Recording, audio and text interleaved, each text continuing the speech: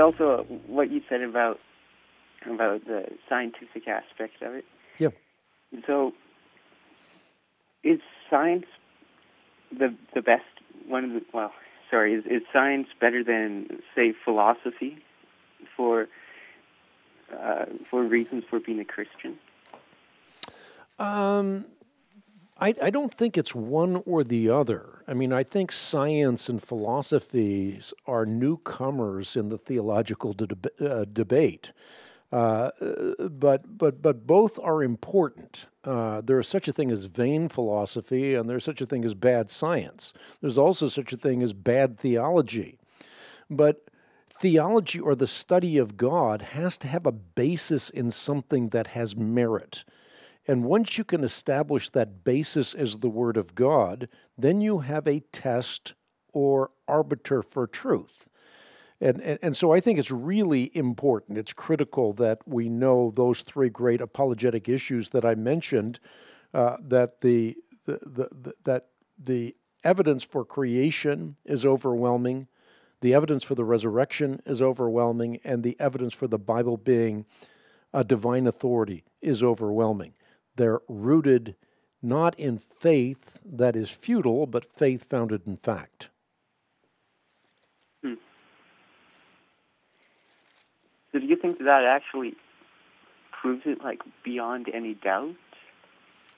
It does, yeah. I mean, if you look at the universe, Paul says, the heavens declare the glory of God, the skies proclaim the work of his hands, day after day they pour forth speech. I mean, David says that. And then Paul says that God's eternal power and divine nature can be clearly understood through what has been made, and therefore we are without excuse.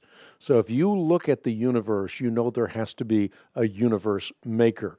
If you look at something less sophisticated, even like a basketball, you know there has to be a basketball maker. So the evidence of God is not only something that you observe from the outside, but also something that you recognize from the inside. And what I mean by that is Paul also in Romans chapter 2 describes the fact that we have a knowledge of God written on the canvas of our consciousness. And therefore we are also without excuse for that reason. So we have the evidence of creation, we have the evidence of conscience, and if we respond to that, we can also have the evidence of Christ. So yes, I think the evidence is incontrovertible that there is a God. The evidence is incontrovertible that Jesus Christ is God and demonstrated that he was God through the immutable fact of resurrection. And I think that the evidence is overwhelming that the Bible is divine as opposed to merely human in origin. People have tried to pick the Bible apart for years. For example, if you go back to the Enlightenment or even the Italian Renaissance, people would say, you know what, the Bible is faulty in terms of the information it communicates. Classic case in point, no such thing as Assyrians. This is a people group made up by the Bible.